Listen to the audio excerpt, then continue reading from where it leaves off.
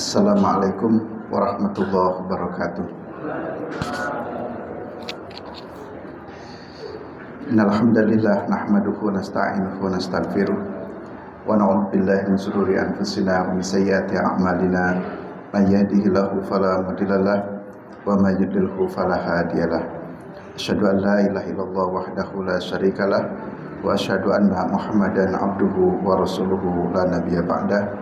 Allahumma salli wa sallim wa barik ala Muhammadin wa ala alihi wa sahbihi ajma'in, amma ba'du.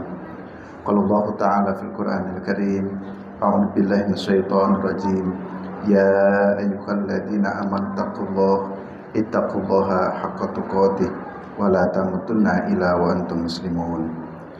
Bapak-bapak, ibu-ibu, jemaah sekalian yang rahmati Allah Subhanahu wa taala. Alhamdulillah, pada kesempatan malam hari ini kita melanjutkan kembali kajian putusan-putusan tarjih, masih melanjutkan materi sebelumnya tentang sholat. Pertemuan yang lalu kita sudah mendiskusikan tentang duduk iftiros dan duduk tawarruk, khususnya ketika sholat itu 2 rakaat, apakah duduknya iftiros ataukah duduknya tawarruk. Perbedaan pendapat beserta dalil-dalilnya sudah saya jelaskan. Tapi sebagai kesimpulan untuk mengingat, kalau putusan tarjih bahwa setiap duduk akhir itu dengan duduk tawarruk, baik itu 2 rakaat, 3 rakaat ataupun 4 rakaat. Nah, kita lanjutkan materi berikutnya adalah ketika sedang at-tahiyat, kita menyebutnya tahiyat. Lalu mungkin yang sering menjadi pertanyaan, ini jari telunjuk apakah digerak-gerakan ataukah diam saja? Jika digerak-gerakan, seperti apa dalilnya? Dan jika diam pun bagaimana hadisnya? Lalu kemudian tarjih memutuskan perkara tersebut. Kalau tarjih itu putusannya diam saja ataukah harus digerak-gerakan. Mungkin pertanyaan berikutnya juga masih seputar itu. Nah, ketika yang tangan kanan mengangkat telunjuk, ini tangan kiri diletakkannya itu di atas paha atau memegang lutut. Apakah lututnya dipegang ataukah di atasnya saja? Nah, nanti juga perlu kita detailkan di dalam hadis-hadisnya. Baik, saya bacakan. Kemudian pada saat duduk tawarruk itu, letakkanlah kedua telapak tangan di atas kedua lutut dengan menghamparkan jari-jari tangan kiri di atas lutut kiri, sedangkan jari kelingking, jari manis, jari tengah kanan digenggam dan ibu jari tangan kanan menyentuh jari tengah tangan kanan dan jari telunjuk tangan kanan diacungkan pada saat memulai membaca doa tasyahud. Baik, itu bunyi istilah putusannya. Jadi bapak-bapak dan ibu-ibu sekalian, kalau kita tahiyat ini digenggam gini. Digenggamkan itu hanya ini jari kelingking, kemudian jari manis, ya. Lalu kemudian ini jari tengah dan jempol ibu jari ini ditempelkan. Jadi jari jempol dan jari tengah itu yang ditempelkan begini, sehingga jari telunjuknya yang diangkat. Jadi bukan mengepal gini, tapi ini di jempol dengan jari tengah itu yang ditempelkan. Nanti disebut bahasanya seperti angka 53. Jadi angka 53. Angka 53 itu dalam bahasa Arab, angka 5 itu kan 0. Lalu 3 itu kan rengget-rengget gini. Nah, jadi seperti ini Bapak Ibu, ya. Jadi bukan asal mengangkat jari telunjuk saja, tapi ada hadisnya, bahwa hadisnya itu Nabi menempelkan ibu jari dengan jari tengah. Tempelkan. Jadi bunda. Baik, saya bacakan beberapa dalil yang menjelaskan tentang itu. Idza qa'ada yad'u wada'a yadahul yumna ala fakhidihil yumna wa yadahul yusra ala fakhidihil yusra. Jadi kalau kita sedang duduk tahiyat, maka beliau Nabi ya meletakkan tangan kanan di atas paha, tangan kanan di atas paha kaki kanan, dan meletakkan tangan kiri di atas paha kaki kiri. Kemudian wa asyara bi isba'ihi as-sababah, memberikan isyarat dengan jari telunjuk. Jadi jari telunjuk ini diangkat. Wa asyara, Nabi memberikan isyarat bi isba'ihi dengan jarinya as-sababah. Sababah ini maksudnya ini jari telunjuk. Kemudian wa wada'a ibhamahu ala isba'ihil wusta, meletakkan ibham, ini ibu jari, meletakkan ibham, ibu jari, ala isba'ihil wusta, kepada jari tengah. Nah, jadi letakkan begini, digabungkan. Ini kata hadisnya begitu. Jadi meletakkan ibham, ibu jari, ala isba'ihil wusta, digabungkan dengan jari tengah. Jadi seperti inilah bundar. Jadi pertama jari telunjuk diisyaratkan, berarti diangkat, kemudian jempol dengan jari tengah digabungkan atau disatukan. Kemudian posisi tangan kiri, bagaimana posisi tangan kiri yang di paha kiri? Di sini disebutkan wa yulqimu kaffahu al-yusra ala rukbatahu. Jadi tangan yang kiri itu wa yulqim itu menggenggam ya. Kafahul yusra, ini telapak tangan kiri menggenggam rukbatahu, itu menggenggam lututnya.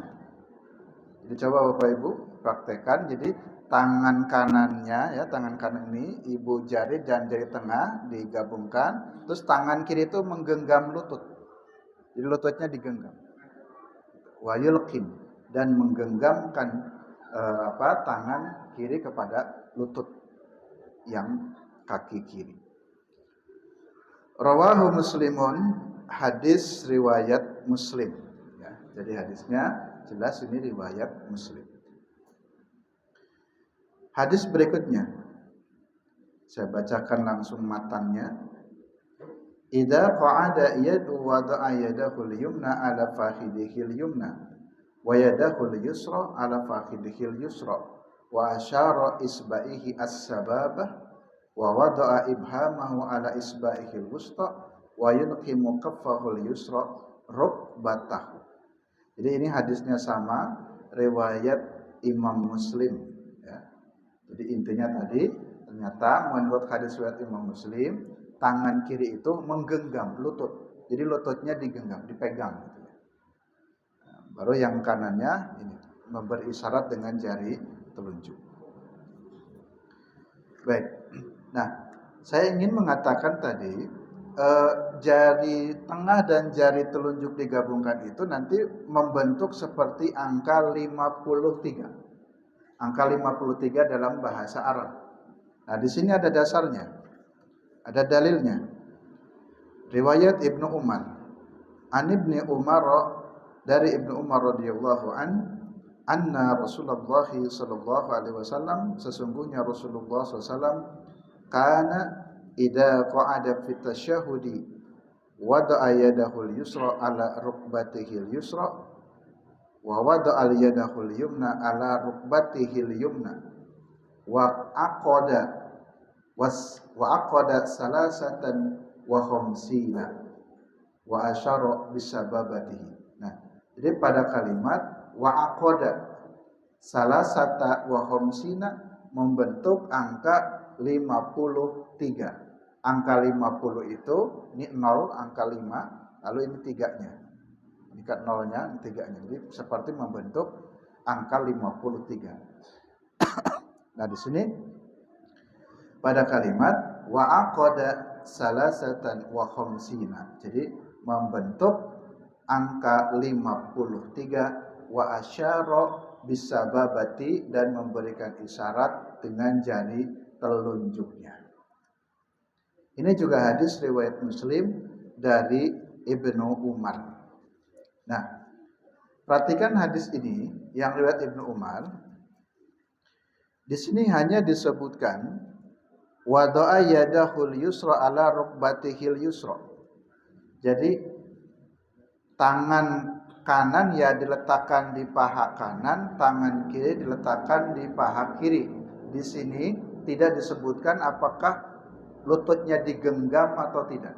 Hanya kalimatnya meletakkan saja.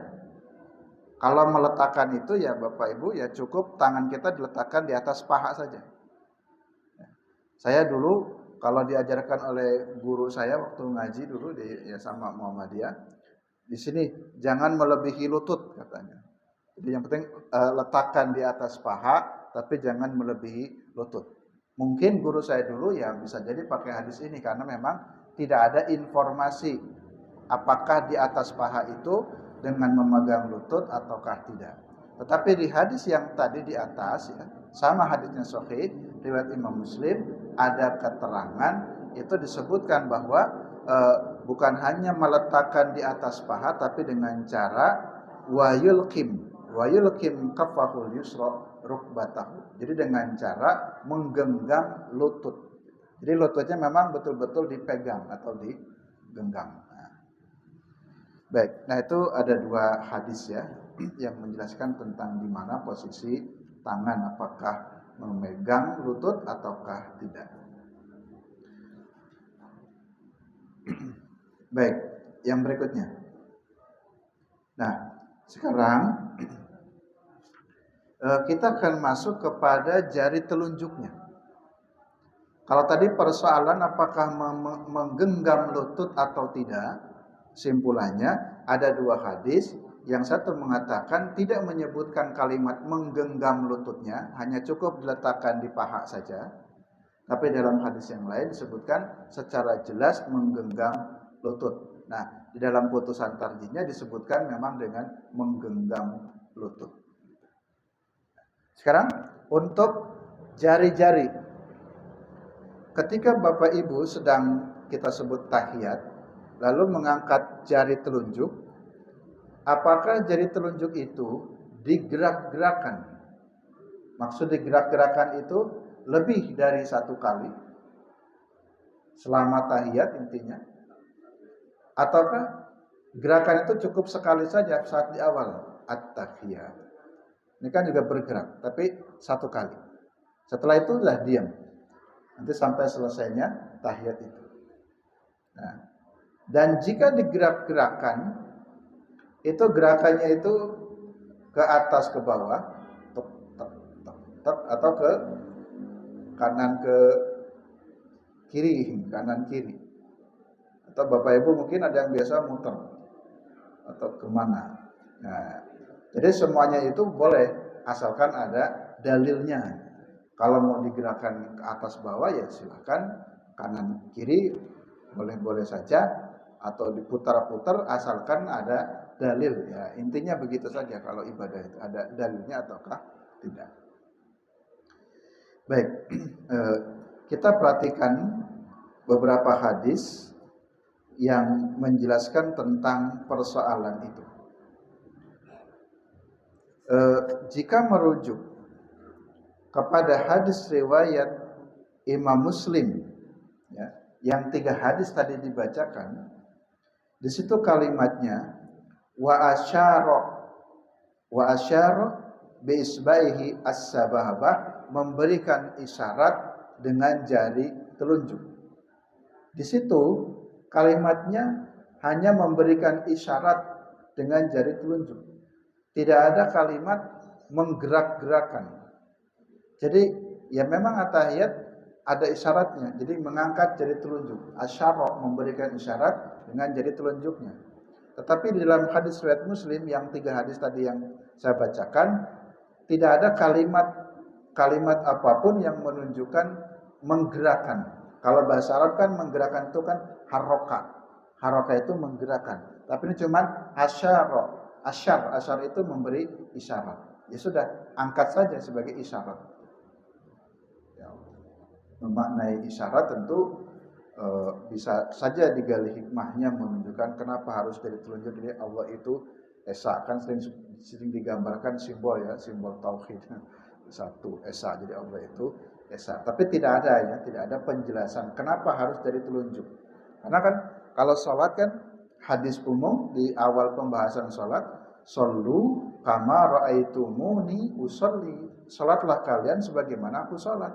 Berarti ketika Nabi sholatnya ketika tahiyat mengangkat jari telunjuk, ya sudah ikuti saja karena memang suruh shollu kama ra'aitumuni usolli. Kalau dalam simbol kita di sosial ya, orang mengangkat jari telunjuk itu kan seperti orang marah gitu. Wah, ini nggak sopan, Allah kok ditunjuk-tunjuk. Tapi kalau orang Jogja yang lembut itu harusnya dengan jari jempol kepada Allah. Jadi at-tahiyat itu yang sopan kepada Allah, jangan nunjuk-nunjuk pakai jempol saja. At-tahiyatulillah, monggo ya Allah. Tapi kan ibadah itu bukan dengan perasaan. Dalam tadi keseharian sosial kita yang bagus itu yang jempol, itu yang halus. Yang tunjuk itu malah seperti kasar, kan nunjuk-nunjuk, nunjuk hidung gitu. Ini nunjuk-nunjuk Allah. Tapi ini bukan persoalan rasa. Jadi sekali lagi, ibadah itu bukan karena rasa, tapi karena dalil.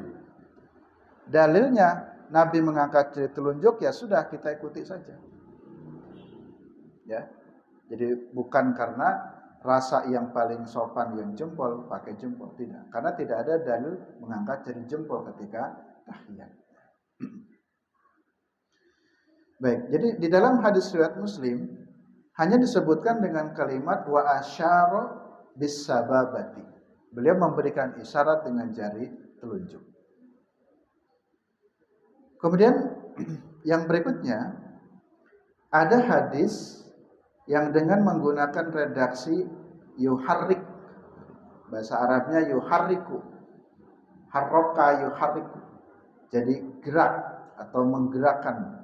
Jadi ada istilah harokah, jadi kelompok harokah, jadi pergerakan-pergerakan masuk dalam kelompok harokah. Jadi harokah itu bergerak. Jadi dua model hadis, yang satu dengan asyara memberikan isyarat, yang satu ada dengan kalimat haroka. Haroka itu menggerakkan atau gerak atau menggerakkan. Nah, ada dua hadis yang sedikit berbeda. Saya bacakan dulu, tapi mohon diperhatikan. Nanti dua hadis ini berbeda, berlawanan. Ya. Jadi ada dua hadis yang ta'arud dalam bahasa hadis atau hukum. Yang pertama, hadis yang riwayat Imam Baihaqi dan Ibnu Majah. Di situ ada kalimat begini. Tsumma rafa'a asbu'ahu, beliau mengangkat jarinya, fara'aituhu yuharrikuha yad'u biha. Fara'aituhu, dan aku melihatnya bahwa beliau itu yuharrikuha, menggerak-gerakannya, yad'u biha, ya sambil berdoa baca tahiyat. Jadi hadis pertama kalimatnya beliau mengangkat jari telunjuk, kemudian yuharrikuha, menggerak-gerakan. Jadi ada yang kalimat yuharrikuha, menggerak-gerakan. Lalu hadis berikutnya, dalam hadis riwayat Abdullah bin Zubair, kana Nabi sallallahu alaihi wasallam, adalah Nabi sallallahu alaihi wasallam, yusiru bi asbu'ihi, beliau memberikan isyarat dengan jarinya, maksud jari telunjuk, idza da'a, ketika beliau berdoa, maksudnya dalam tahiyat, wala yuharrikuha. Nah, kalau di sini ada lamnya, wala dan tidak, yuharrikuha, beliau menggerak-gerakannya. Jadi kalau menurut hadis ini, beliau itu ketika tahiyat Ngangkat jari telunjuk itu tidak menggerak-gerakan. Jadi hanya mengangkat saja. Mengangkat, ya. Kalau gerak, ya sekali gerak, iya. Tapi ada kalimat wala dan tidak. Ini ada lamnya. Wala dan tidak yuharrikuha, menggerak-gerakannya. Jadi Nabi tidak menggerak-gerakan jari telunjuknya. Baik. Kalimat harokat tadi ada dua hadis. Hadis yang pertama kalimatnya beliau maksudnya kata sahabat ini, saya melihat beliau menggerak-gerakan jarinya. Tapi kalau di dalam hadis yang lain, Nabi SAW apabila beliau tasyahud, beliau mengangkat jarinya tapi tidak menggerak-gerakan. Dua hadis ini nampak bertentangan, kontradiksi. At-ta'arud, terjadi tadi pertentangan. Bagaimana yang rajih? Yang rajih itu yang kuat. Apakah yang menggerak-gerakkan atau yang wala yuharrikuha dan tidak menggerak-gerakkan? Baik, saya bacakan dalam putusan tarjihnya. Saya bacakan dulu, lalu saya komentari. Hadis bahwa Rasulullah SAW menggerak-gerakkan jari telunjuknya ketika tasyahud dalam riwayat di atas. Jadi ini perhatikan, hadis yang menggerak-gerakkan jari telunjuknya ketika tasyahud, dalam hadis yang saya bacakan pertama itu dalam hadis tersebut mengandung anomali. Anomali itu maksudnya penyimpangan atau syuduz yang itu dilakukan oleh Zaidah.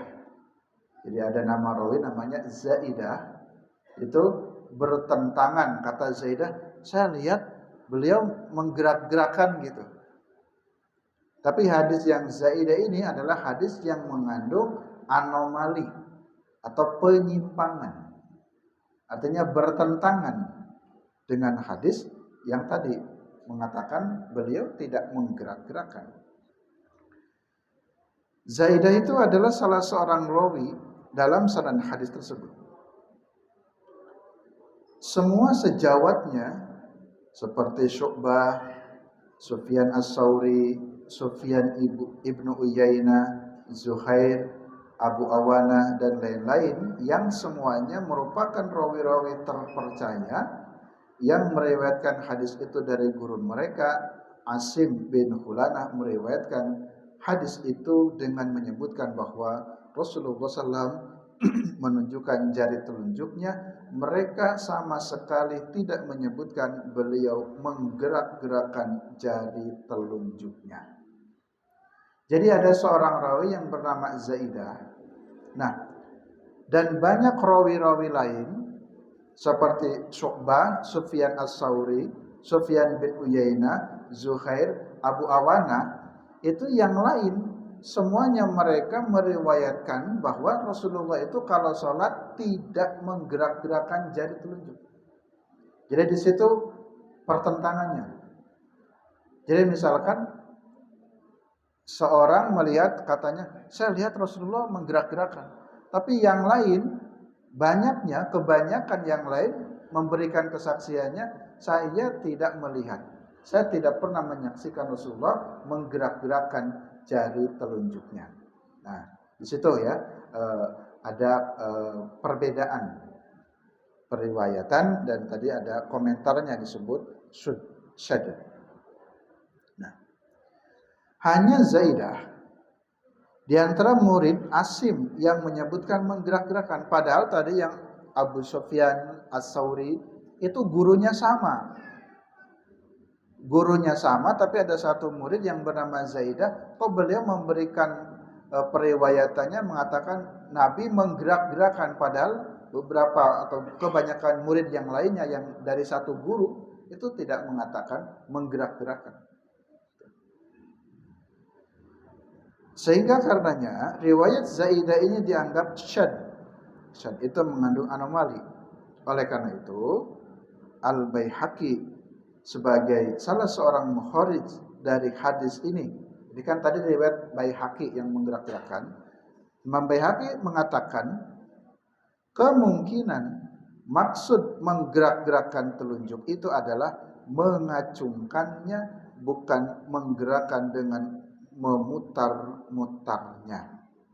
Jadi Imam Baihaqi yang meriwayatkan hadis itu sendiri, beliau memberikan tafsir atau penjelasan bahwa hadis tersebut yuharrikuha itu maknanya adalah beliau ini yuharrikuha, menggerakkan. Menggerakkan itu ya mengacungkan, tapi bukan menggerak-gerakan. Kalau menggerak-gerakan berarti kan berulang-ulang, jadi berkali-kali.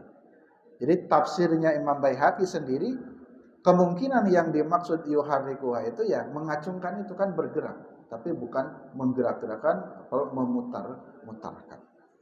Itu komentar Imam Baihaqi. Lihat dalam Sunan Al-Kubra ya, halaman 189.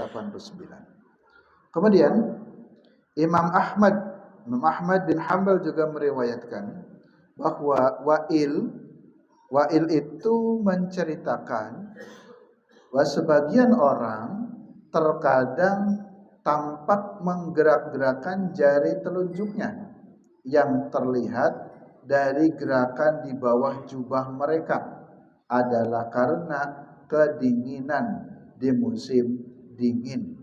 Nah, jadi begini, orang Arab itu kan pakai jubah. Nah, kadang-kala nih telunjuknya ini kan ketutup. Mungkin kayak ibu-ibu lah pakai rukuh ya. Tapi orang Arab biasa pakai jubah, laki-laki ini kan jadi telunjuknya ketutup. Nah, bisa jadi ketika melihat ada yang menggerak-gerakan begini, loh, berarti jarinya digerak-gerakan, padahal bukan karena sebab itu. Bisa jadi karena sedang menggigil ketika di musim dingin. Ketika menggigil jadi kelihatannya bergerak-gerak. Akhirnya dikatakanlah beliau juga menggerak-gerakan jari telunjuknya. Ini pendapat ini adalah pendapatnya Imam Ahmad bin Hanbal. Jadi Imam Ahmad bin Hanbal jadi mengatakan begitu ya dalam riwayat Imam Wa'il, bahwa sebagian orang itu terkadang tampak sepertinya menggerak-gerakan jadi telunjuknya. Yang terlihat dari gerakan di bawah jubah mereka itu adalah karena kedinginan di musim dingin. Nah, nanti bisa dicek dalam kitab Al-Musnad ya, Imam Ahmad bin Hanbal, halaman 160. Baik, saya bacakan lagi masih penjelasan di sini. Setelah itu, selain itu, setelah menelaah berbagai kitab fikih, belum ditemukan pemahaman yang menunjukkan menggerak-gerakan jari telunjuk kecuali mazhab Maliki yang menyatakan bahwa di dalam duduk tasyahud jari telunjuk digerak-gerakkan ke kanan dan ke kiri secara pelan.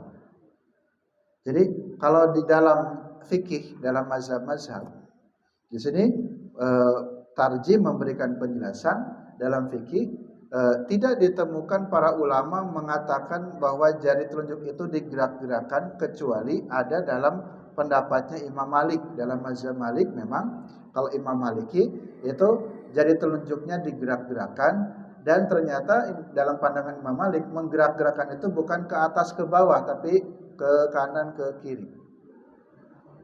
Coba Bapak ke kanan ke kiri bisa nggak ya? Kok saya nggak bisa ya? Bergerak semuanya ya. Kalau ke atas bawah kan bisa satu jari, tapi kalau ke kanan ke kiri tangannya ikut bergerak. Nah, itu ditemukan keterangan dalam mazhab Maliki, memang beliau Imam Malik ya menggerak-gerakan, tapi dalam mazhab yang lainnya tidak, atau para ulama dalam fikih tidak disebutkan adanya menggerak-gerakan itu. Sehingga dengan demikian disimpulkan bahwa yang rajih adalah pendapat tidak menggerakkan jari telunjuk saat tasyahud. Hal ini dikuatkan oleh riwayat Ibnu Az-Zubair pada hadis nomor 5 yang tadi disebutkan bahwa kana Nabi sallallahu alaihi wasallam yusiru bi asbu'ihi idada'a wala yuharrikuha, dan beliau tidak menggerakkan. Jadi ada kalimat la ya, wala, dan tidak yuharrikuha, menggerak-gerakannya. Demikian Bapak Ibu jemaah sekalian rahmati Allah Subhanahu wa taala. Jadi kesimpulannya, kalau menurut tarjih bahwa ketika tahiyat menggerakkan jari telunjuk itu tidak digerak-gerakan. Jadi diam saja, cukup sekali gerak di awal saja ketika diacungkan atau diangkatnya.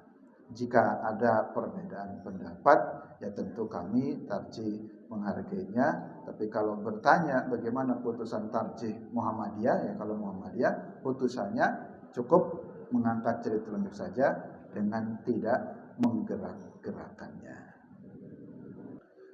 Bapak-bapak, Ibu, jemaah sekalian yang rahmat Allah SWT, kajian kita pada kesempatan kali ini, insyaallah kita lanjutkan di pertemuan berikutnya, masih dalam bab salat.